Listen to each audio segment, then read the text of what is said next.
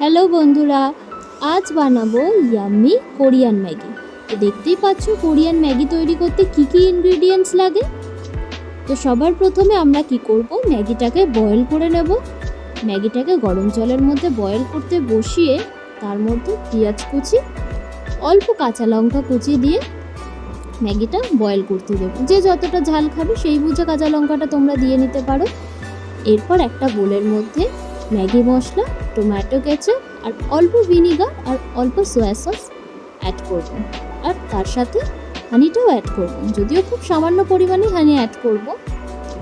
এরপর একটা কড়াইতে সাদা তেল দিয়ে তার মধ্যে পেঁয়াজ কুচি, রসুন কুচি আর অল্প কাঁচা লঙ্কা কুচি দিয়ে নাড়াচাড়া করব।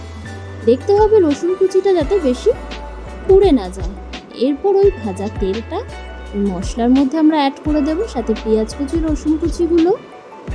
এরপর বয়েল করে রাখা ম্যাগিটা আমরা এই মিক্সচারটার মধ্যে অ্যাড করে নিয়ে হালকা হাতে এটাকে মিক্স করে নেব। আর মিক্স করে নিলেই ব্যাস রেডি আমাদের ইয়াম্মি কোরিয়ান ম্যাগি।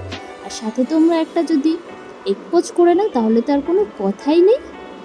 আর দেখতেই পাচ্ছ এখানে কত সুন্দর লাগছে দেখতে।